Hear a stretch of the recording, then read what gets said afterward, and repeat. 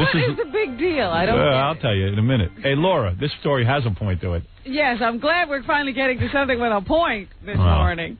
Hi-ho. Wait a second. Freeze frame. Nice. Good body on her. Don't rush to sit down. Show everybody how you're built. Look at that. What are you wearing? Culottes? Or what is that? Pants. Those are pants? What are those? Super tight pants, Laura? Leggings.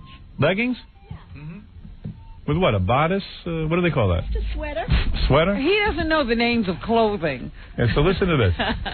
How are you, Laura? Great, Howard. Yeah. I'm so glad to be here with you. I bet. Easy, Baba Booey. She said, forget you, Robin. I want to rub his feet again. Yeah, baby. And this time, get a little aggressive. I won't go through the whole story because I've done it a couple of times on the air. But Laura, Robin sent Laura over, and I was working at Channel 9. It was because you were stressed out. I was very stressed out. We were working 24 hours a day, and here I am again working 24 hours a day. But nevertheless, Robin said, you're very stressed out. You got to try this Laura Norman foot massage. And you don't realize she just doesn't do anybody's feet. In fact, she really doesn't even do anybody's feet. That's how big she is. I said, well, how does she make a living? Well, she teaches people who rub feet. I said, look, what are you telling me? So she says, look, Laura is, a fan and stuff. I said, oh, that's good. I said, how's she look? Oh, nice. So I said, she said she's going to come over and rub your feet before you do the Channel 9 show. Because I used to go to the hotel over there. And take a nap, right. And take a nappy. Because we would do the radio show. I'd go over, take a nap, and then tape all night. So, all right. Cut to the hotel room that afternoon. I'm laying there. Oh, Laura meets me in the lobby, and I'm looking her over, and I'm going, not bad. Nice ass. I'm watching you as you walk in front of me. I go, maybe there's something going on here. Who knows? Like maybe something, because to me, it's not cheating if you're laying there getting massaged and all of a sudden somebody starts rubbing attacks you. Yeah, and what could I do? It was confusing. Know it's not cheating? Yeah, I mean, I just wouldn't have counted it as cheating. All right, if she had done something to me, it would have been our little secret. You know what I mean? Who knows? And would I have thought you were unprofessional? Yeah. Would I have cared? No. Would you have called her again? No. Yes. Oh yes.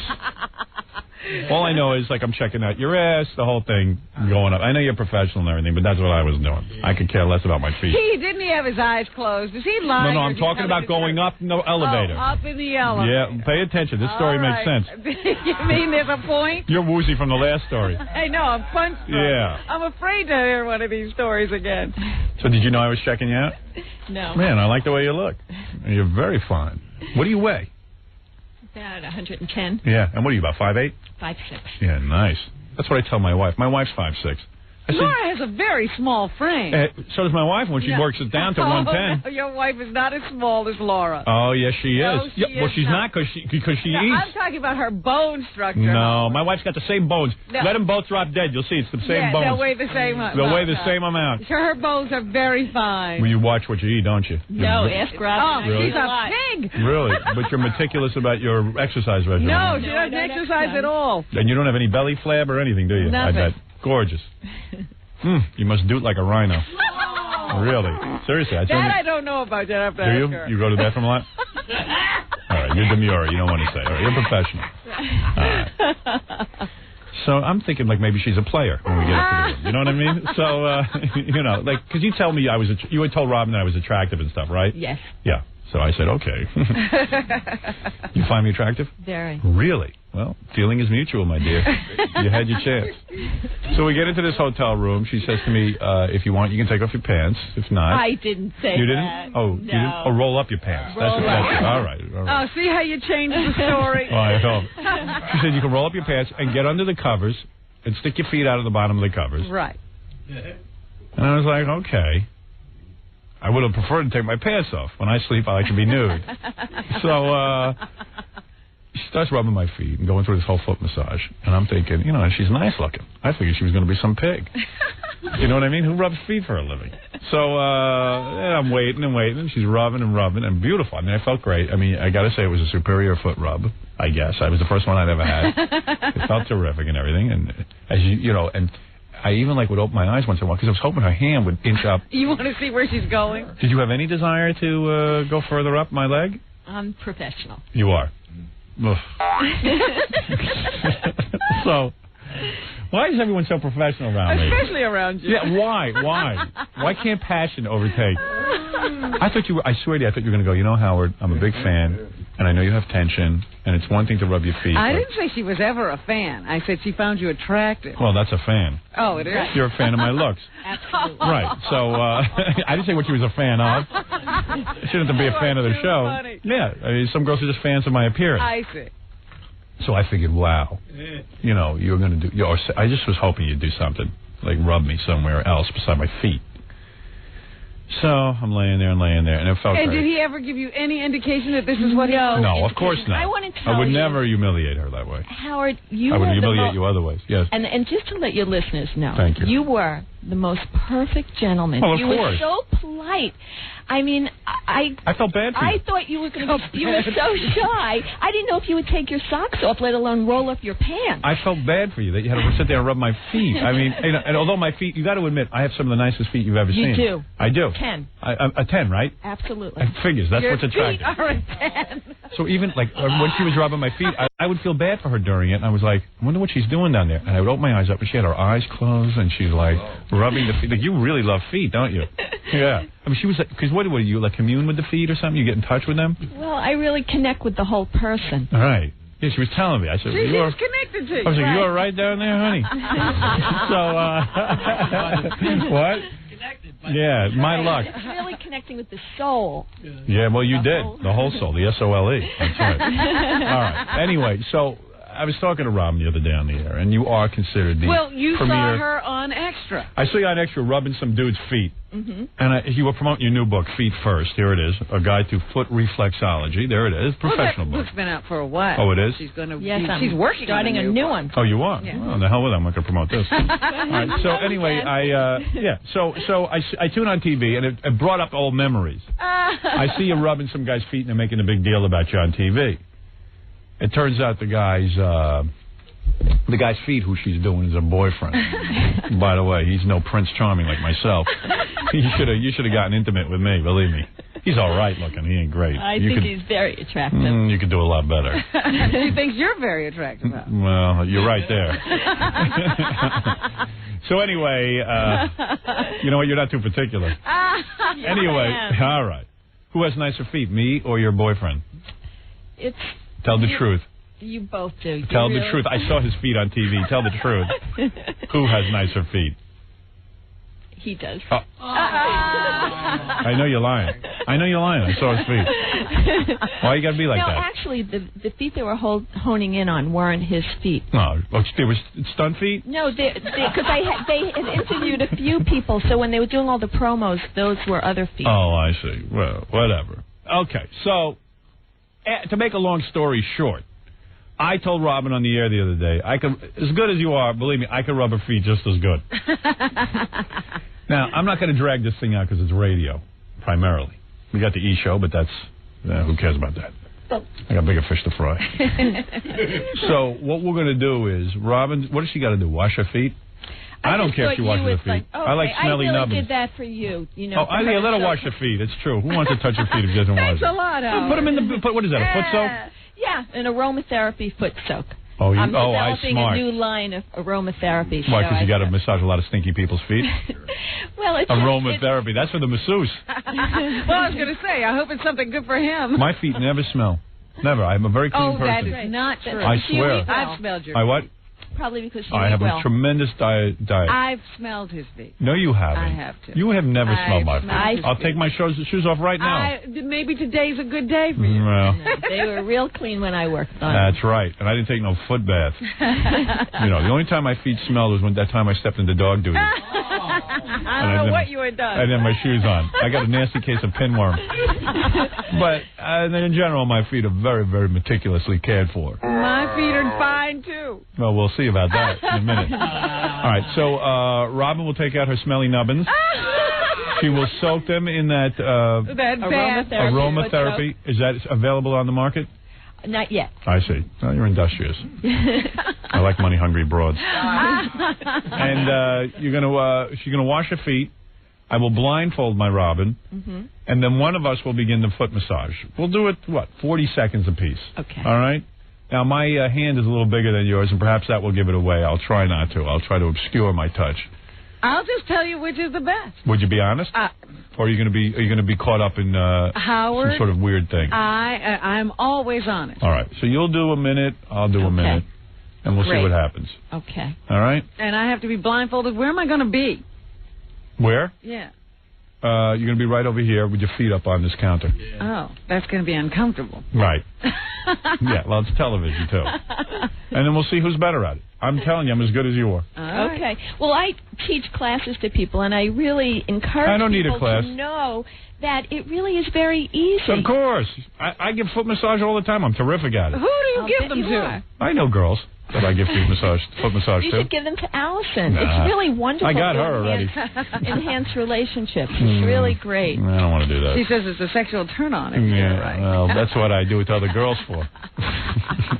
I already turned her on enough. I knew somebody that was like really into the whole foot massage thing, and the belief is that you can control the entire body by touching that's baloney. the foot. Like you can get somebody sexually aroused by touching the right pressure point. No, you can't. Haven't you ever seen that chart? You agree with that? You can touch someone's foot and give them a boner? Well, look at the foot there. She's got a foot. Yeah. Is that true? I know that shows you all this stuff. What do you got there? There are reflex areas that go to every part of your body, to all the organs. Where's the penis on the foot? Where is the penis? That's all I got. Toe number 3 is your eye sinus. That's ridiculous. Where is the Around penis? the ankles of the Is reproductive. the penis? Yeah. And you're telling me you can rub my ankle and give me an... Well, what happens is it helps you relax. So Can you give me an erection by rubbing my ankle? Walking in the room gives you an erection. What the hell does he have to touch your ankles? Because if you can do that, I want you to start right now. No, how it's really great to enhance sex is if somebody says, "Oh, I'm too tired," or "I'm too tense," or "uptight." So let me Give them understand. energy. I want you to tell me the truth. Could you wiggle one of my toes and cure my diarrhea? You got that again? Well, I will constantly have it. I'm very nervous stomach. It helps to balance out your whole system. It does help the healing process. Really? Yep. I don't know about that. All right, we'll see. We'll see. You didn't cure me that day you had me. You were resistant. I was. Anyway, I know you are the top of the foot masseuses. I don't know how many there are in this world. Reflexologist. Yeah, I heard you. Whatever. Laura Norman, reflexologist. I will rub your feet, Robin. All right. Laura Norman will rub your feet. I will be blindfolded. And I guarantee you when we come back... You don't do it in any particular order. Maybe you want to have 3 people rub my feet. Well, we'll see. I don't know if there are 3 people who want to rub your feet. I want to rub your feet, and Laura wants to rub your feet. All right, I might have a third person get in there. Yeah, just so you can have a control. I might let Baba Booey's duty-filled hands touch Don't your let feet. him touch me. All right, why don't we take a break? Laura, you can prepare your foot soak. Okay. And my Robin will put her feet up, and I will begin to think about how I will massage them. Very good. I hope I don't orgasm accidentally while rubbing. Yeah, because rubbing my feet will turn you on. Oh, yeah, baby. All right, let's take a break. We'll be back right after these words. You're listening to The Howard Stern Show. More after this. You're listening to the man who would love to bitch slap Lady Di. Howard Stern. That's right, I would. Hey, let me tell you, this is a big day for me. I will test my foot rubbing. Now you're putting it to the real test. See, Laura has an unfair advantage. You, according to what you say in foot reflexology, for example, you know where to touch on the foot to correspond to the you penis. think there's no such thing? Well, I don't believe it, but if she knows where the vagina is, she could rub there, and you will be so erotically turned on. She has an unfair advantage. She also has 6 fingers on each hand. So. But since you claim there's nothing to that, there is nothing to that. I will rub your feet. Laura will rub your feet. We'll see who's better at it. That's all. I'm going to put on my blindfold now. What? Baba Are you Booey, ready to start? No. Baba Booey, bring in the wireless microphone, please. It's here. Oh, it is? Yeah, it's right there. Well, he should hold it for me. That's his job. I thought you were going to hold it. Hey, come on, you're supposed to help. Now, let's see, Robin. Okay, Robin, you put on your blindfold and put those nubbins on the console so we can get a shot of them. There they are in all their glory. Beautiful feet. I have ugly feet. Do you? Ugh. Now, you say you get your feet rubbed by Laura how many times a week? I sometimes do it 3 times a week. Oh, my God. You can retire, couldn't you, Laura? I mean, for God's sake. Around the movie, it was even more. Really? Is that right, Robin? Yeah, when I'm... See, you take Tylenol PM, yes. I get a foot massage. Wow. And what is it, an hour session on Robin's feet? 45 minutes. 45 minutes. Right. And my associates work with Robin, Right, too. they come to my house. Wow. It's like a tea party in there. Yeah, I mean, I get into bed and they rub my feet and then I don't even hear them leave. You fall asleep. Yes. Wow. Like a princess. You deserve it. Believe me, you work very hard. You're right. Yeah. That happened with you, Howard. You fell asleep and I just left. How come your microphone isn't working? He swears that he never fell asleep. No, I did not fall asleep. I was pretending. I really was pretending. I just She didn't want. said she heard you snoring. No, you know what it was? I didn't want to talk to you. I was so annoyed with you. I was so annoyed with you that you didn't touch me. Couldn't handle it. Anyway, Laura Norman is a reflexologist. She's author of Feet First, and also she primarily teaches classes in this stuff and teaches people how to rub feet, right? Right. Well, how to do reflexology. Right. So you have a number 1-800-FEET-FIRST? Yes. I see. 1-800-FEET-FIRST. That's a very catchy name. Right. All right. Now I'm going to come over there so Robin can't tell, and I will show you that I am an expert at this. Well, don't talk while you're doing it. No, I can talk because you still will not be able to tell the difference. We'll both stand here so you won't. Where is Baba Booey? He still is not here. He is not here, is he? Why does he leave? Baba Booey. Doesn't he understand? Just stand there with the microphone, you retard. To me. When I walk over there, I want you to hold it. You gotta rub feet. All right, Gary, stand there and wait for me. What are you in a rush? In a mental case. Baba Booey. Every time I get ready to walk over to you, he runs away. When you sit down, you're going to have a mic, too. No, I don't. I want the wireless held It's near here. me. It's here. It's hard for me to work that rub feet. That's it. You nut. Like a monkey. All right, hold on a second. I need headphones, too, Baba Booey. Take those off. Howard, there's plenty of pairs of headphones here. My God, you're such a tanker. He only wears his headphones. No, Laura, you keep yours on. There's not plenty of hair. Hey, what's that right there? Baba Booey. Right there. Baba Booey. Right there. Baba Booey. All right, I don't hear a thing. All right, now I do. All right, now I got it. Now, Robin, I'm going to move over. Let me think where I'll be. All right, let's think. Now, Laura, you should come stand by me, please. I asked this Baba Booey to hold the microphone. He won't do it, but I'll rub your feet and hold the goddamn microphone. This was very well thought out. You're supposed to stand on that side. Be quiet. I don't care about the shot. He's like a retard. All right, now I am not saying who is rubbing feet first, Robin. All right? I'm not going to tell you, all right? All right. All right. Now, one of us will be rubbing. Now, Laura, you get down on your knees, too. That way Robin will not know the difference. Are you ready? I'm ready. All right, foot massage person number 1, start rubbing the feet. You know what? I just had an idea. Maybe you should each should rub a foot at a time. Ooh, there's an idea. Both of you at the same time. All right. Here we go. We're each going to rub at the same time. Is that correct? Do you need me to give each one of you a foot? Yeah, baby. All right. Now, both of us are rubbing feet at the same time now, Robin. Are you aware of that? Mm-hmm.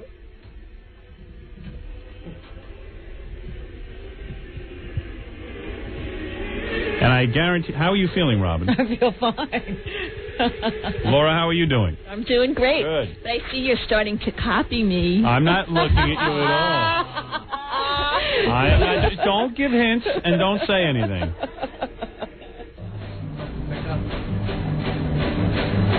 Anybody can do this. How much do you charge for this? How much do you charge to rub feet? $100 for me, $75 for an associate.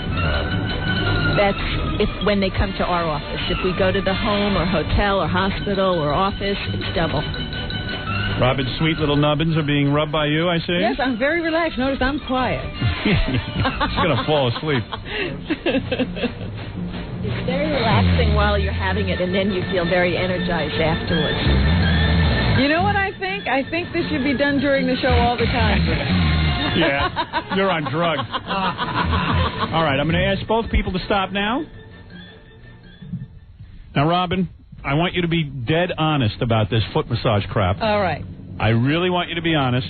Honestly? Now, this foot over here. I wouldn't know what you're pointing. Okay. Who do you think rubbed that foot? That was Laura's foot. Okay, and which foot was this one? That was your foot. All right, you are completely wrong. I told you. You were completely wrong. How could I be wrong? There was a hand over there. Robin, I was on this foot. Are you serious? Yeah, I was on this foot. I swear. I was on this foot, and this was Laura's foot. How did your hand feel so small? Huh? He was Did I? very gentle. Yeah. I was really pressing. So what does that? She acts like she has a big hand. Robin, what does that teach you? Well, first of all, don't give me that. Tell you. Right. Let me tell you. Tell the truth. First You didn't ask me which felt better. You said which one felt better? Tell the truth. Who was now, who? Now your opinion doesn't count. No, because you asked me the wrong question first. Yeah. Backpedal. All right, do thank it again. you. No, I'm not doing it again.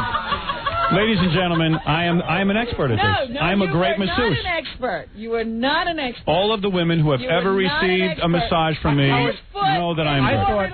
I thought that it was so obvious who was doing what. Just by watching you, right? I was just going to whip off the mask and go, that was Howard. Right. No, because I am a great masseuse. No, you were not a great masseuse. Laura, let me say something. Ask me which foot is more relaxed. Laura, let me tell you something. I think he was doing pretty good. No, but you Laura, let me tell you something. Excuse me now. I am talking. Here we go. You are a great reflexologist.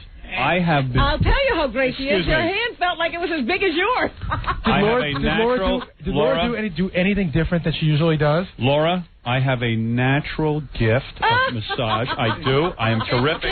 I am terrific at it. It's like my acting is natural, and so is my massaging. I'll say it looked great what he was doing. I mean, I couldn't feel it, but it didn't feel bad, Howard. Thank it did you. not Yeah, feel okay. bad. I was, that's why you thought that was the professional. This foot is more relaxed. I see. Yeah, I see. This foot is sleeping. This foot is still awake. Never live it down. All right, thank you. Laura Norman, congratulations. What is your number again? 1-800-FEET-FIRST. She does give the best massage. That should be my number, 1-800-FEET-FIRST. You are good, but I am great. No, let me say that the more you know why I was confused? All right. Because What? it was such a strong. I said, Lord could possibly be that strong. I see. I see exactly what you're saying. Yes, you won't let me explain myself, will you? You're just so happy that I didn't know it was you. Welcome to the club. Well, let me Everyone just say. knows, Howard, you're the best at so many things. Yes, I am. And Robin's always telling me how you're the best partner, the best friend. And let me the tell you best something, Laura. husband, the best Tomorrow I will be competing in the field of brain surgery. A top brain surgeon. I'm not going to be. You will lay on that table. I will remove I'm not going to be the patient. I will remove the tumor that is in your head. Now, let me tell you something. That I was confused because Laura's so strong. Yes, indeed. It's absolutely true. I said, oh, she's being gentle, and Howard's big hands are just, really mauling my foot. Yes, I see. But it really was relaxing what she was doing. Yes, thank you. And I just want to give all of you gifts for Valentine's Day to come in and have reflexology. My whole audience? No. Us guys? Allison, too. Oh, no, you don't have to do it, Allison. No, I'll do I it with you. Let's go to a hotel after the show. You rub me down. Honey, let me tell you something. You got to put a little extra into that foot rub. You know why you thought I was Laura? I was rubbing your vaginal area and the foot. I knew where your vagina corresponded to the foot. Sure. You know what you loved? You were like you were soaking up my love. I was rubbing. Did you feel that I was rubbing the top of your? You were going wild. I was rubbing where the toes. Is that what when you describe Allison as going wild? Is that what's going on? You were She's moaning. lying there, and you say, "Oh, I'm driving her wild." Tomorrow I will compete with Robin's gynecologist in the 9 o'clock hour. And the brain surgeon in the 7 o'clock hour. They'll be totally remade tomorrow. Laura Norman, 1-800-FEET-FIRST. And I just want to say I'm sorry you lost to me, but that's okay. Oh, you didn't lose anything. Yeah. You asked me who was who. I couldn't tell. You didn't ask me which was the better massage. Yeah. Well, you sound very relaxed. Oh, how dare you. My left side is relaxed. All right. I just want to say we have gift certificates for Valentine's Day. And anyone who wants to take a class, we have an introductory workshop this Sunday and a whole beginner's weekend next weekend. The weekend of the 20th. And I suggest you enroll. I don't think I need it. I think I could teach the class. Is that right? So they call 1-800-FEET-FIRST? Right, to take a class or have a private session. And ladies, learn where the penis is on the foot. All right, and we'll be back right after these words. Thanks, Laura. Thank you all. We'll be back with the Howard Stern Show. Don't go away. We're back with the Howard Stern Show. Yo.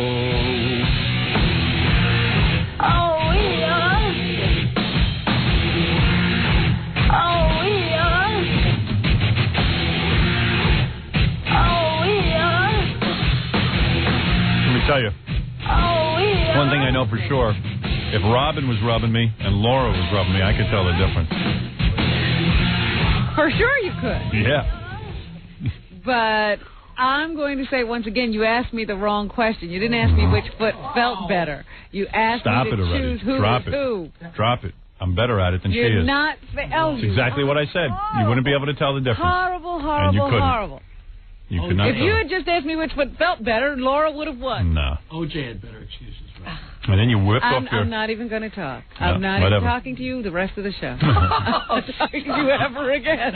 Sorry, I'm so great. Forget it. I'm so much better at this than you could have imagined. Talk to the hand.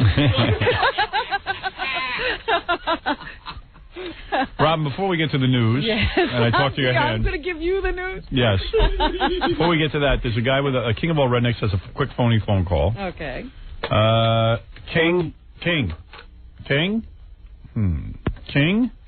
Hello? Hello. Yeah, you there? Yes, sir. King of All Rednecks? Yeah, how you doing? Good morning, soon to be King of All Hollywood. Thank you.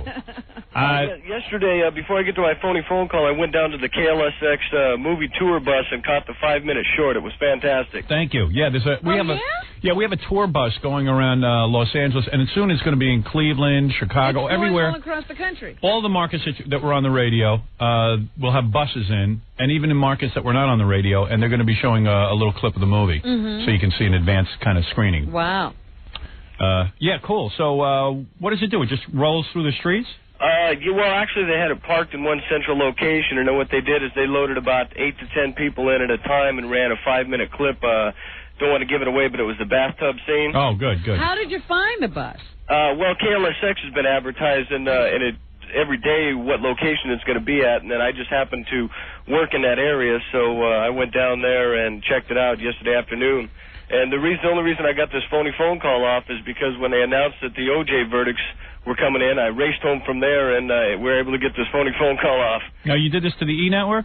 Yeah. Okay. And by the way, Howard, your acting is definitely Oscar caliber. Thank you. And Fred scarier than Jeffrey Dahmer. All right, what about the phony phone call? Let us listen to that. Okay, they were taking phone calls just before the verdict was announced, and this is your very own E! Network. Go ahead. Okay, here it comes. Show that the verdict is tainted. One thing we've been talking about a lot in the past few days as things have seemingly gone out of control is an appeal. Scott is on the line from Downey, California. Scott, you have a question about appeals. Yes. First, let me preface my question by saying that I've thoroughly enjoyed your coverage of the trial, Mr. Rosenberg. You're very thoughtful and energetic on the air. My question being... He has good answers, too. Yes, he does. My question being is I understand that O.J. Simpson's home insurance policy has been paying for his defense team during the civil litigation. If he comes up found liable for the deaths of Ron and Nicole, would his insurance company then pay for him to see Howard Stern's new movie, Private Parts? Papa Booey. Well, there we go. There's a plug for Howard Stern. And, of course, Howard Stern is on E! and there you go. television every night. So you picked the wrong place to do that. Do we have another phone call? All right. So we are awaiting the verdict. That's our first Howard Stern call. Quite remarkable. Had a good time. That was it. Well, terrific. Thank you. Any chance we get some old black OJ today to celebrate the verdict? Yeah, I guess we could slip that in. Yeah, pull that. All right. All right, we'll pull that out. Okay, F the skull of OJ's loudmouth blonde sister. Thank you. All right. Bye-bye. Bye. All right, one last phone call, Robin, then we must get to news. Right. Doug, you're on the air.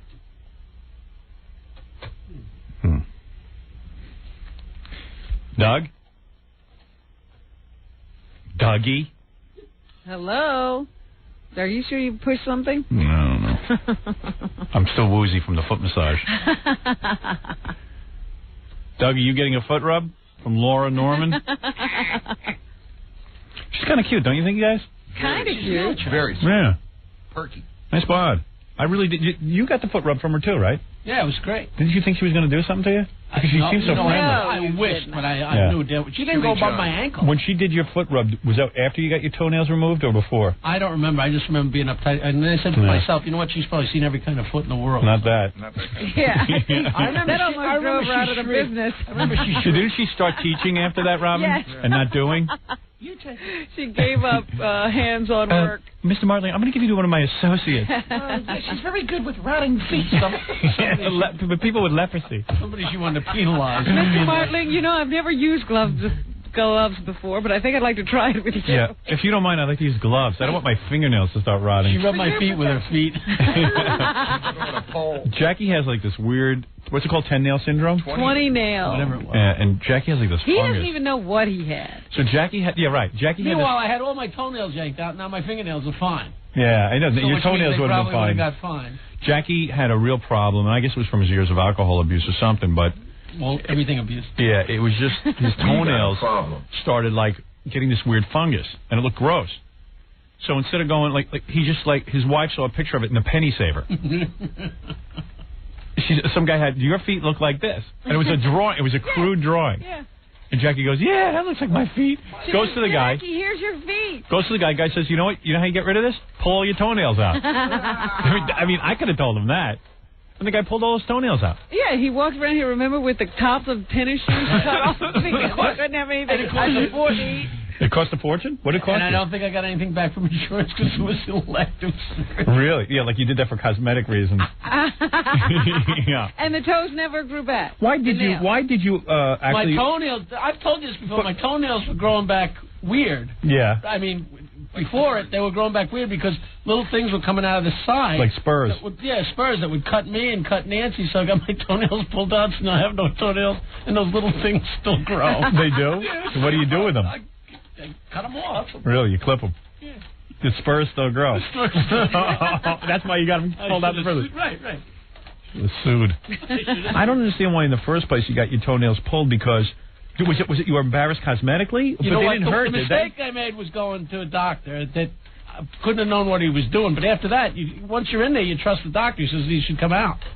So let me ask you something. They didn't hurt you, right? No, they did when he took them out. No, I mean, but were they causing you any pain? No, not really, no. It was just cosmetically you were embarrassed?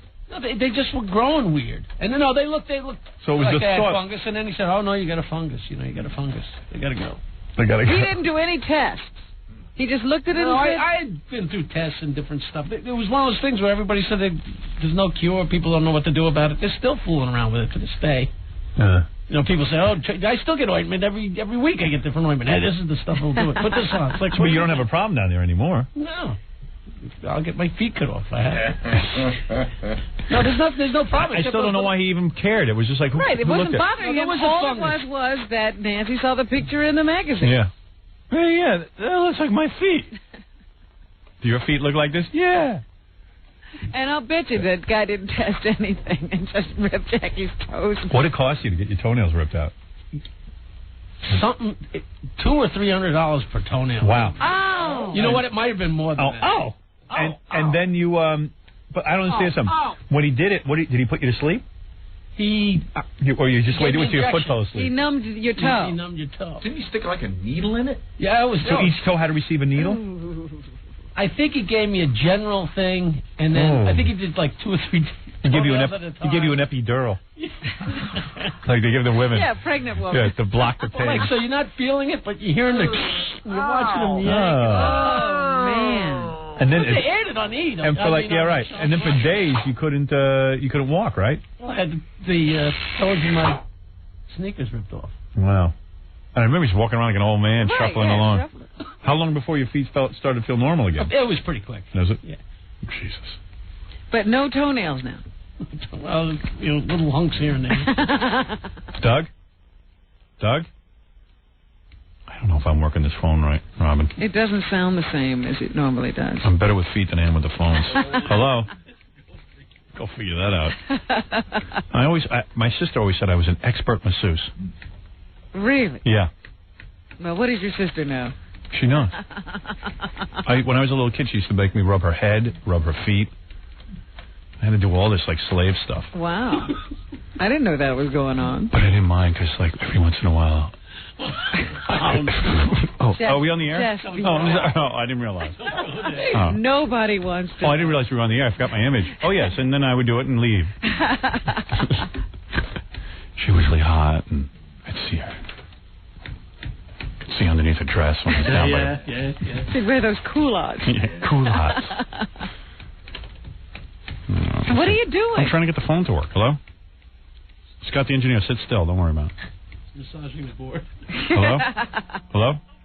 All right, so then the guy hung up. Hello? Howard. Right. Is that Doug? No, it's not Doug. I just want to see if the phone Put me works. on the air. Beth. Douchebag says what? Howard. Douchebag says what? Hello? Douchebag says what? Howard. Homo says what? All right. Well, you know what? Let's do the news. All right. Can we do it here, Fred? We can, okay. There's my intro.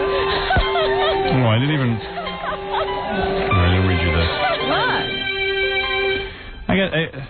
You know how, like, after we go on... Like, we're now on in Detroit? Mm-hmm. Hello? I'm trying to get him on the phone, sorry. Who's this? Who's this?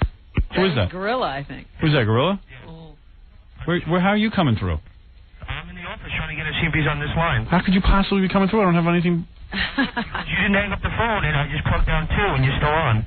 What? It's not my fault. Look at that. It doesn't turn off. You didn't hang up. What? You did not.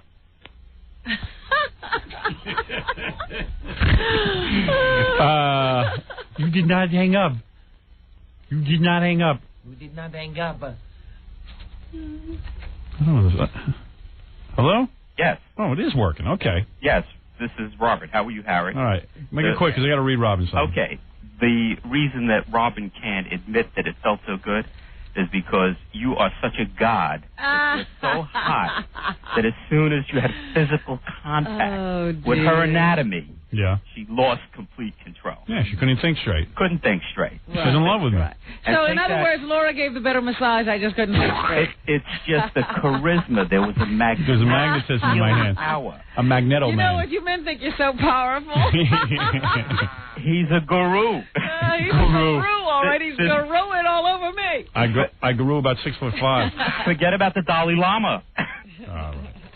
So you know how every time we go to a new market, yes, there's always like some old guy in the newspaper who has a pic, like he's a columnist. He has a picture of himself, and it's always like an old cantankerous guy who's sort of like the Mike Royko of whatever market. Right. He's some angry sort of Andy Rooney kind of character. And always after our first day on the air, he always says something bad. Yeah, like this is the big fuss. Like in Pittsburgh, we had a guy like that. In Los Angeles, you have a guy like that. So this guy's name is Pete Waldmeyer. And it's like there's a picture of him. He's like, he looks like he's like 80 years old, and he's like, he's got a picture of himself smiling, and it looks like he's got bad caps or something. You know, he's losing all his hair, and he's an old guy. And I guess he's like a local columnist. Yeah, Pete Waldmeyer's column appears Sunday, Monday, Wednesday, and Friday. Write to him at the Detroit News.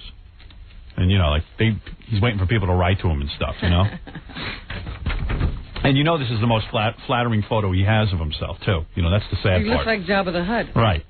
He's like a big, heavy-set old guy. You know, cantankerous newsman's been around the block, knows everything about Detroit and what's good for Detroit. So he's writing about me. He says, you may have missed the latest news that Bonds is out. Bonds was some news. I don't know who he is. He's some news guy who's on our radio station. Mm-hmm. And evidently it's a big deal, but nobody listened to him.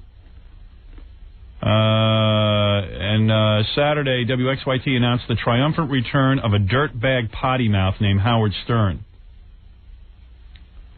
He says Stern blew Imus out of his chair at WYST, and Imus was grabbed by the AM station, which booted Bonds to make room. They'll be sorry they did that. Imus will do work. You know what happens? Whenever they boot a guy because Imus is coming into town, I swear to you this is true, I'm not making it up, Imus gets lower ratings than the previous guy. Is that right? Yeah. Whatever this guy Bonds is, he will have done better than Imus. Guarantee it. For the record, the 66-year-old Bonds has been doing the morning drive time show at WXYT since May. Whatever his rating is, expect it to drop. I swear to you. I'll bet money on it. He never gets bigger ratings than the previous guy. So then the guy goes blah, blah, blah, blah, blah. He writes about Bonds and what a great guy he is and everything. And then he says, I find New York transplant Stern particularly disgusting. A crude and insensitive egomaniac. In his opening show on Monday, I see by reading the news, mind you, he didn't see it. Oh, he didn't listen to it. No. I see by reading the news, Tim Kiska's review, Stern dismissed Detroit as a hellhole and wondered aloud how they somehow keep their blacks in line up there. Explained CBS Vice President Rich Homburg, who runs WYST and sister station WWJ-AM. Keep in mind that Howard is a comedian. This is a comedic show. Maybe so, but I'll tell you one thing. Black people aren't going to be lining up at his... He says, maybe so, but I'll tell you one place that blacks aren't going to be lining up. I don't know what he's talking about. Lining up for what? What? He says, keep in mind that Howard is a comedian. This is a comedic show. Maybe so, but I'll tell you one thing. Who's saying... okay, then the guy starts talking. Maybe so. Maybe so, but I'll tell you one place that blacks aren't going to be lining up. Oh, I guess by their radios. I guarantee I will have blacks lining up, because that's not what I said. It wasn't meant... It was taken totally out of context. Yeah, right. Yeah. Screw him. Pete Waldmeyer. Because every time we go into a new city, there's some old fart with a newspaper column who's got like a big problem with me. None of them are original. None of them ever go, wow, I heard a refreshing new show on the air. It's always some dickweed who's got a mental problem with me. And obviously nobody was missing Imus. Guy couldn't get a rating point if his life depended on it. I don't know what he's talking about. One place blacks won't be lining up. He would know. Yeah, he looks like he's really down with brothers. This guy hasn't probably seen a black person in his entire life. Seen him on TV. Yeah. Let's find. Hey, somebody from Detroit, tell me where Pete Waldmeyer lives. What town he lives in. I want to know if he's living with any black people that he can speak for them. Probably doesn't live in Detroit proper. Yeah. Let me find out if he's living in Detroit. I guarantee if he lived in Detroit proper, he'd have bars on his windows. Oh, man. I know one place blacks won't be lining up. To read your column. Yeah, I guarantee you there's no blacks reading that. Your column's a bore. Black people don't want to be bored by you. Kook. I know one place black people won't be lining up in Detroit, at his mother's house. At Pete Waldmeyer's mother's house.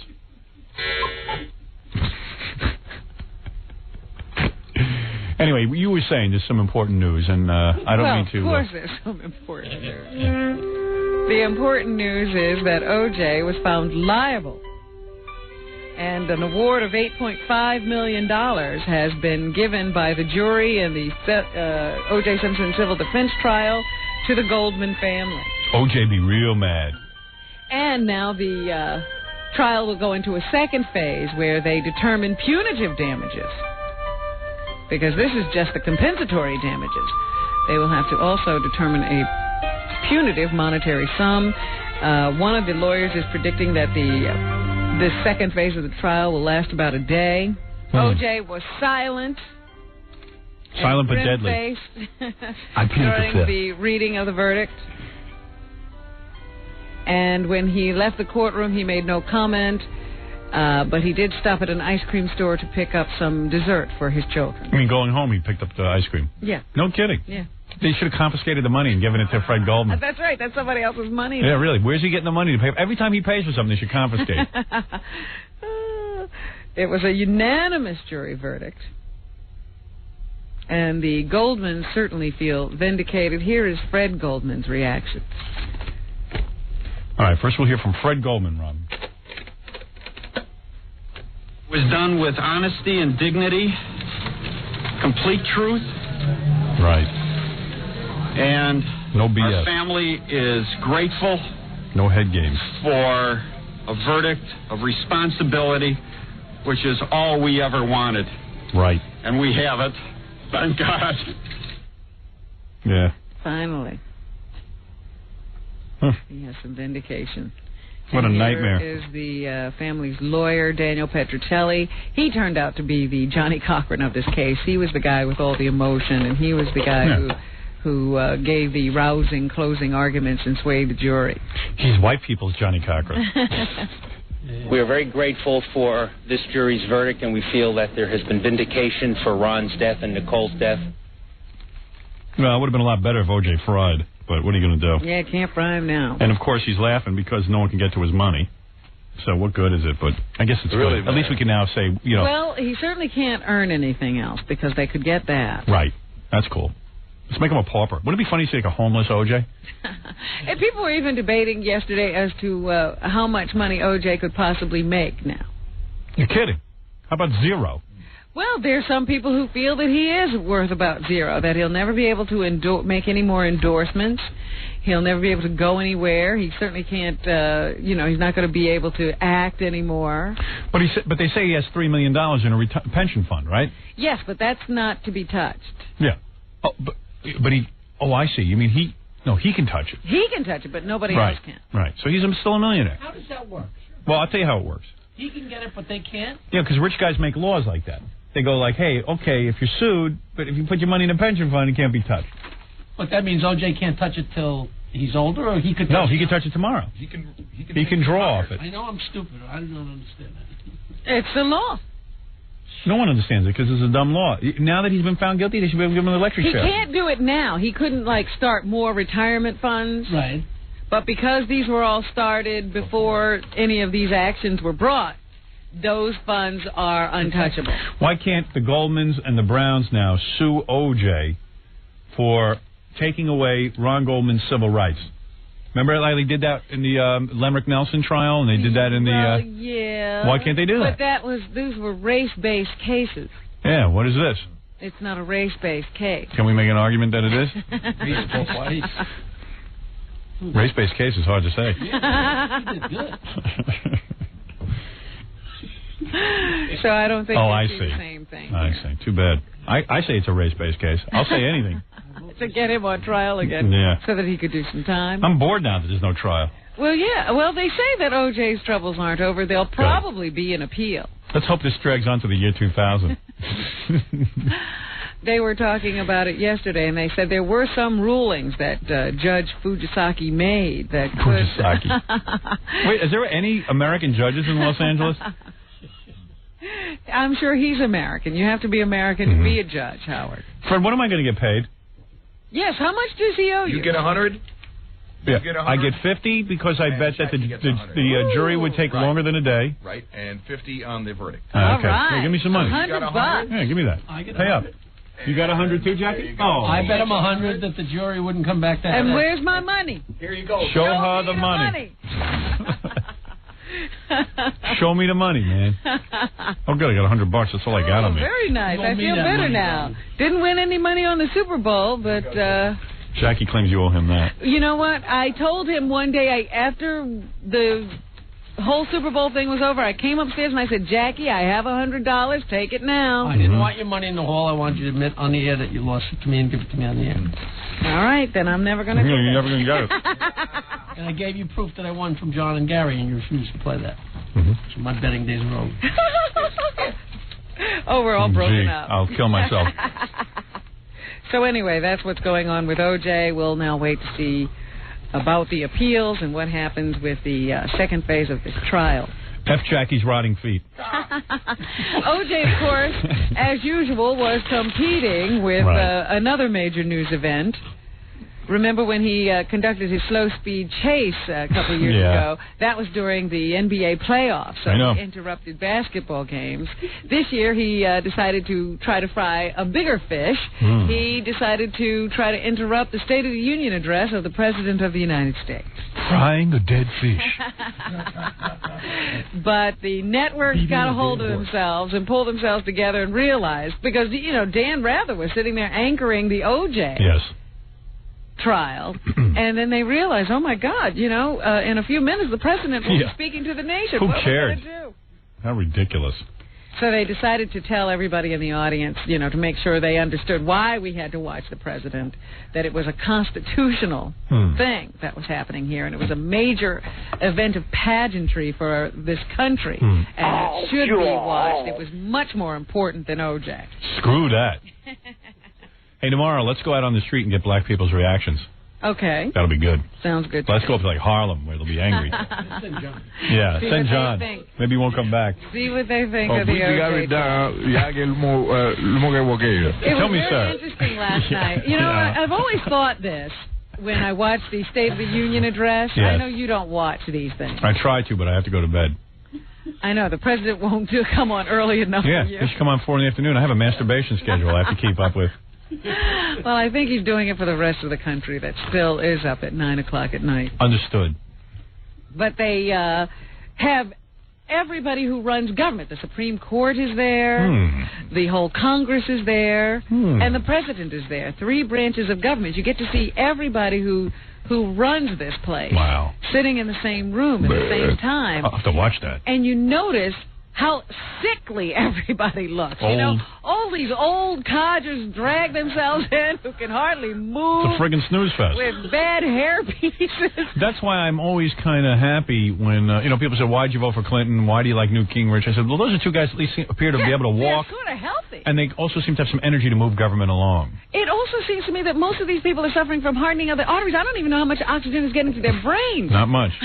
I know very little oxygen is getting to this brain in this room. I know that. So I can't imagine what's going on there. It was amazing. And then you see, the other thing that was really funny is everybody's checking out the Secretary of State Albright because she just discovered she was Jewish. Everyone's and now like, everybody's Jew. trying to see if they can see it. Yeah. Jew. They're like, Jew, Mishkite. A Jew. A Jew. Because it was reported, this startling discovery was reported the other day that she had discovered that her grandparents were Jewish and probably died in the Holocaust. And don't belittle that. I mean, can you imagine waking up and find out you're Jewish? Think about it. Think about it. After you become Secretary of State. Right. Think how that would rock your world. All right? Is it really that startling? Oh. In this country, in any country. Go from being loved to despised. Oh, dear. All this time. And all the time you hated the Jews, now you find out you are one. I wondered. I said, I wonder if she's ever made some of those statements. Oh, please. Who hasn't? Jews make those statements. Oh, I bet. I hear you muttering under your breath. Sure. During your foot massage. Laura Norman's Jewish, isn't she? Yes, she is.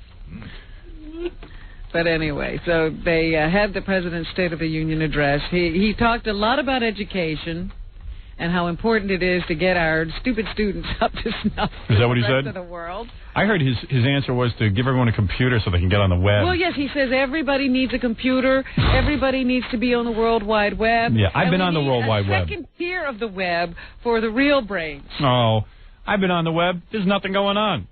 All they got is Howard Stern homepages. Well, he said, he even wants hospitals wired because children who are sick should not be cut off. Yeah, they can get on my junk page. They should be able to email. Hey, Robin, want to hear some jokes? JokeMan.com. So that's what. Imagine if Bill Clinton last night went, and it's important that the kids get into JokeMan.com. Here's one of my favorite addresses, JackieJokeMan.com. Yeah, one word, Jackie Jokeman. I order 2 T-shirts. All right, let's take a break. We'll come back and do more. I'm not finished. Here is the president. Oh, sorry. Don't interrupt me. Thought you were relaxed from your foot massage. You know and I know that delay will mean the death of reform. Cool. So let's set our own Where's OJ? deadline. Let's work together to write bipartisan campaign finance reform into law. Yeah. Pass McCain-Feingold by the day we celebrate the birth of our democracy, July the 4th. Where's that Jew? Albright. It's very interesting because both he and Newt Gingrich have campaign reform issues, and so they're now very interested in campaign reform and legislating such. There was a Republican response, of course, to the President's State of the Union address, delivered by a black Republican. Wow. Can you believe that? Here is his response.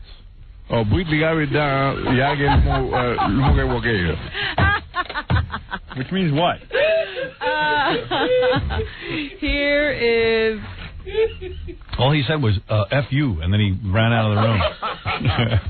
J.C. Watts, a Republican from Oklahoma. J.C. Watts. All right, here we go. This will help rebuild low-income communities through their own moral renewal and giving them economic opportunity. It also recognizes that faith-based institutions contribute to the healing of our nation's problems. He's not in Africa, Fred. Yeah, what are you doing? It was a Tarzan movie creating back there. This man didn't have music behind him. Man was an articulate man, a hardworking man.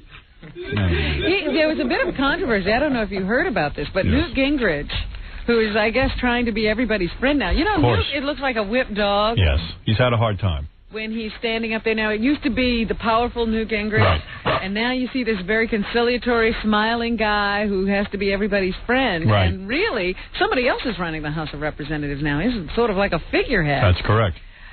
So anyway, he decided last night that he was going to invite Jesse Jackson to sit next to his wife. Oh, that's smart. See, that's a good move when you're in trouble. As soon as you're in trouble, you get Jesse Jackson. Sat next to his wife during the State of the Union address. Mm-hmm. And then this J.C. Watt was also supposed to sit with them because he was the guy who was going to give the Republican response to the president's address. There's one black guy in the whole Republican Party. He gets to give the address. What do you think's going on there? Well, I thought it was interesting. Look at what Newt is doing. He's inviting Jesse. He's inviting the black Republican to address the nation. As soon as there's scandal, you got to get a lot of black guys Surround on your side. yourself with black people. It didn't hurt O.J. So anyway, Really, man. That day, however, that the invitations, I suppose, were made and Jesse had accepted, the Washington Post reported that J.C. Watt said that he was really tired of people like Jesse Jackson and Marion Barry who simply, preach to black people that they'll never make it and that they should rely on government to solve all their problems. Right. So then there was a big thing. Jesse decided he wasn't going to come. Good. He wanted a public apology. His son was all upset, who is a congressman. So there was a big controversy. But Jesse wound up going, and J.C. Watt said he didn't mean anybody in particular. He really didn't name names. No, please. And so they straightened it all out. Backpedal. Police. Let me take a break, Robin. We'll come back and do more news right after this. You're listening to The Howard Stern Show. Stay right there. Let's return to The Howard Stern Show. Good. Happy to return. And Robin's doing the news. Okay. All right. Thank you. I know. Go ahead, Robin. You do your thing. Good boy. Oh, be quiet over there. There you go. There you go, boy. Do you remember the Sam Shepard case? Yes. It was actually the case that The Fugitive was based on. This doctor, Sam Shepard, was accused of murdering his wife. He always said that he was knocked unconscious by a one-armed assailant. Yes. And then when he awakened, of course, his wife was dead, and the guy was gone. He wound up serving some time in jail. He was eventually released, but never cleared. Well, his son, Sam Reese Shepard, has continued to take up his father's case and try to prove his innocence, even though his father is now dead. And now they say an investigator has done some DNA studies that show there was a third person. Wow. And that, he thinks that he could finally have the information that could clear his father. Here is Sam Reese Shepard. Now, is there any truth that Joey Buttafuoco was the third person? Or is that completely made up? That's off the wall, huh? No, all right. I just was checking. All right. This is Sam Reese Shepard. This is the son of Sam Shepard. Of Sam Shepard. Son of Sam. It's an overwhelming personal victory, I suppose, and also certainly a victory for our family overall. It does still raise questions. The guy whose blood they found always said that he was supposed to be in the house doing some work, and he claimed he cut himself, and he did bleed in the house that day. But the defense's contention was that he bled when he was bitten by his victim. So we may never know, but it seems that Sam Shepard was possibly telling the truth. Well, who cares now? Guy's gone anyway. Well, his family cares. Would you want to be the son of a guy who murdered your mother? Yes. Oh. It's cool. Oh, yeah. Makes you mysterious to chicks. I see. The Los Angeles police chief says he understands Bill Cosby's decision to hire a Hollywood security consultant. Yes. The consultant will keep tabs on the police investigation into the murder of Cosby's son, Ennis. He has said in the past that he has complete confidence in the LAPD. I suppose he just wants as much work done on his son's case as possible. Meanwhile, I thought he was hiring a security professional to guard him against his wife. She's got to be pissed. He must go home, and she must give him this look. I think so. Cosby wants someone who can spend full time watching and seeing what's going on, according to Police Chief Willie Williams. Better hope they don't watch him with his hanky-panky. No, he doesn't want to be watched. Yeah. Meanwhile, I understand that his wife has asked the tabloids that have offered rewards for information leading to an arrest to withdraw that money. Why? Because she says they have been cruel and sexist, and she doesn't want anything associated with them used in the... How are they sexist?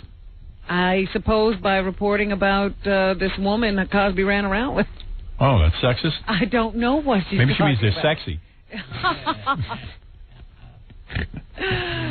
What kind of name is Ennis? Where is that from? Ennis. Was it Dennis? Do you think they just lopped off the D? I don't know. It's weird. Ennis. Maybe it's a family name. Somebody else was named Dennis. Maybe it was tennis. They lopped off the T. Well, anyway, she doesn't want the tabloids' money helping to find her son's killer because they've been so horrible in their reporting of the crime. Well, there you go. Everybody has their own thing. Except us.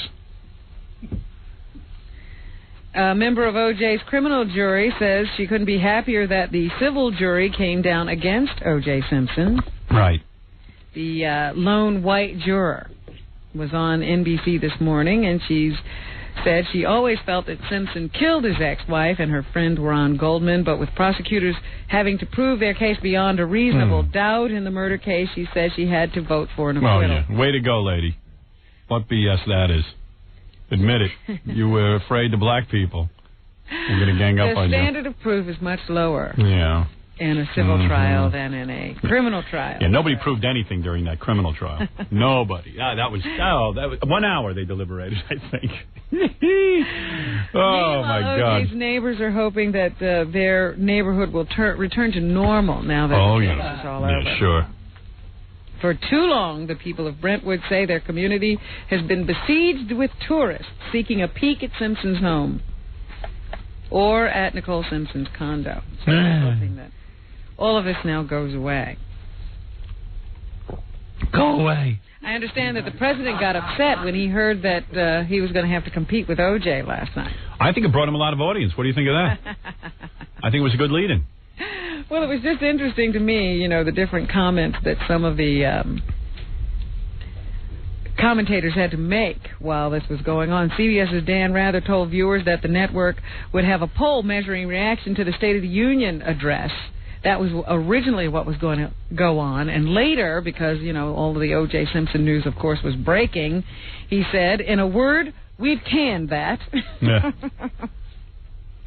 So they were all torn as to what to do. CNN decided to stay in Washington and cover the State of the Union address, but their sister station, the Headline News, stayed with Los Angeles. Of course. Did some of the networks stay with Los Angeles and screw the Clinton thing? No. They all, I told you, they all explained why they had to do it, but they did it begrudgingly. Meanwhile, I was watching the Three Stooges on Channel 11. You know who didn't have any conflict at all was Channel 9. They don't What'd they cover run? the president. Psychic Friends and Network? They don't cover O.J. They ran the WB. They just stuck to their programming. Smart. Bet you they did well. 3 Swiss banking giants are contributing $71 million to open what's called a humanitarian fund for Holocaust victims. Oh, so they'll give you a little loan. Yeah. Now that they've stolen all your money. Stole all your money. They're going to give you a loan. Yeah, that's really good of them. Give you a little stipend. What kind of interest do they charge? I don't know. They said they just announced the fund today. They say they hope the initiative will help solve lingering questions over Jewish assets deposited in Switzerland. Now, how is that going to answer the question? It isn't at all. And I'll tell you one thing. There's one watchdog in the Senate. Senator Al D'Amato will not let them get away with it. Well, Jewish groups last year called for a fund as a gesture of goodwill, so I guess that's all they asked for.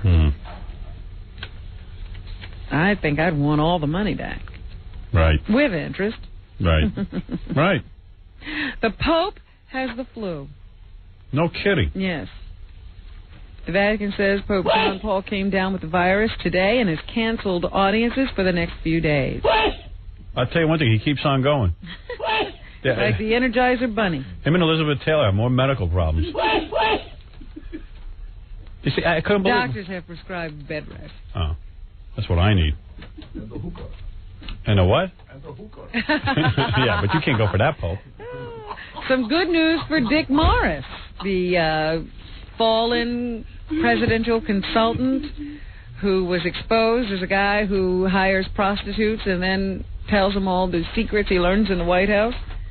The New York Post says that the wife... Dick Morris will be the next Pope, right? No. Is that what they say? No. The wife of the disgraced political strategist is going back to him, Oh, no kidding. despite his affairs with a prostitute and a real estate broker. You think he's happy about that? Well, that's what they're saying here. It's good news. Well, he said it was a terrible thing. He said that was one of the most sad things about the whole event, that he had lost this good friend. Yeah. He was free to date. Now he's going back? The Post quotes Eileen McGann's friend, that's Dick's wife, as saying she misses him more than she is repelled by the publicity he's generated. They say, some women don't care if you cheat. They really don't. Well, she's saying she'd rather have her husband. Yeah. Some women understand it. A guy gets a little older. Guys usually look a little better than I don't their know wife. that they understand anything. Some people are just lonely and they can't stand to be by themselves. Right. Anything is better than that. Not only that, Dick Morris is very hot. Oh, he's attractive. He is really good looking. I can see why all those women are going Yeah, for him. I'd rather have a little bit of him than have any. Yes. I'd share him if it meant losing him. The report says a reconciliation will be announced in the next couple of days. He's a really hot guy. Well, I've seen him on those talk shows. I can see the appeal. Oh, yeah. The Pope is cuter. Sexier. Pope's a sexy man. You know he had to pay. The Pope is a really good-looking guy. And he's sexy. Who, the Pope? He's Absolutely. sensitive. I could tell. That accent. Oh, yeah. Good with his hands. Pamela Harriman. She is the... The one from Baywatch. No, that's Pamela Anderson. What? What about this one? Pamela Harriman is the ambassador to France. Yeah, poor woman. Who had the stroke yesterday when she was swimming. She's stuck in France. That's why I feel bad for her. Not that she had a stroke. I understand that her son is over there at her bedside, and I think last night they decided to remove the life support. I know. I got so upset. I thought it was the one from Baywatch over there in France. Oh, and I got stop upset. it. I said, God, how did she stroke out? She was so healthy just a few months ago. That's a horrible thing to say. I saw her on the American Music Awards. You're showing your insensitivity once again. No, I told you, I feel bad for her. Anyone who's in France, I feel bad for. It's a horrible country. Filled with swine. She liked it over there and apparently had won quite a bit of favor among the French. They liked her close relationship to the White House. Whatever. I've told you before that Mia Farrow has a book coming out. Good for her. I will let her promote it on my show. What do you think of that? I would love to have Mia on the show. I'm a personal friend of hers. I would love to. I bought 10 copies. The book's... Is it in the stores yet? Yes, I told you I bought 10 copies. You liar. Bette Midler is... Bette Midler, does she go with Geraldo? Well, apparently Geraldo says they had a thing. Right. She is looking at taking over the part created by Ava Gabor in Green Acres and bringing it to the big screen. Yeah, that'll go big. I could already tell that won't make any money. Why are they redoing all of these TV shows for the movie? Green Acres sucked when it was on the air. Why would they make a movie out of it? It was only on that night, the same night as the Beverly Hillbillies. That's why it did so well. Yeah, had a good lead-in. And the Beverly Hillbillies did crummy in the movies. Did they? Oh, yeah, they did. Oh, yeah. The only one that's sort of done any good at all is the Bradys. Yeah. And the Addams Family, I suppose you could say. Yeah. That did all right. It did okay. Elizabeth Taylor has a benign brain tumor. Shut up, Jackie. She's been diagnosed with a non-cancerous brain tumor and will undergo surgery on February 17th. This is the sickest woman on earth. She's had every disease. Yeah. She keeps on going, though, doesn't she? Every time she gets up and keeps going. Yeah. And, you know, she took such good care of herself. I don't understand it. Yeah. I mean, a woman who always took care of herself like that shouldn't be so sick. Right. Real healthy. Let's see if there's anything else I want to talk about today. Jackie's joke page? I know there was something I wanted to mention yesterday that I didn't get around to. What's benign mean? It means it's cancerous? No, non-cancerous. Why are they removing it? Well, you don't need anything else in your head. There's not a lot of room up there. No? Could cause you problems. My father always told me I had a lot of room up there. Could cause you problems of pressure, you know. I told you not to be stupid, you moron. Thank you, Dad. Yeah. Thanks for all the encouragement. So that's what's happening. All right, Robin. Great report. Really thorough. Let me remind you that Jackie the Joke Man, yes, fabulous. Jackie the Joke Man has Jackie.com. What is it called? JackieJokeman.com. Right. And also he has Jackie Penthouse, Joke Page, Martling, Sergeant Pecker, and Joke Man. Each is 78 wild minutes, only $12 plus $4 shipping and handling. CD or cassette. Buy two, get one free. Call 1-800-323-KING. Jackie's Joke CDs are now available in major record stores coast to coast on Oleo Records. For information, visit Jokeland on the web at JackieJokeman.com. I want to thank Robin's friend Laura Norman for stopping by, the reflexologist, author of Feet First, running the big class Friday for people who want to learn reflexology at 1-800-FEET-FIRST. Also, Donald Trump's Miss USA pageant will be on tonight on CBS at 9 p.m. Eastern, co-hosted by the Tan Dracula, George Hamilton. And Marla Maples Trump. Right. And we will take a break. Fred will read the plugs. There's plenty going on still here. When you hear Fred and John crossover, it's wild. Back right after this. We'll return to the Howard Stern Show after these messages. We're back with the Howard Stern Show. Here's Howard. All right, let's do the plugs. Fred, you read it. You can see Gary Delabate at the grand opening of the Suit Man in The Bagel Boss on the corner of Woodbury Road and South Oyster Bay Road in Hicksville on Friday, February 7th, just 2 days away from that. That happens from 12:30 p.m. to 2:30 p.m. It's a half acoustic, half electric set from Stuttering John and his band Mollusk of Woe, who will be appearing at Kenny's Castaway on Friday night. Also on Friday night, if you're out in Clawson, New Jersey, King Norris at Jay Mallory's. And if you're planning a wedding or a party and you need a DJ, here's the man, Scott the Engineer at Rocket Entertainment, 718-BAG-5040. Okay, everybody, thanks. We'll be back tomorrow. We'll see you then.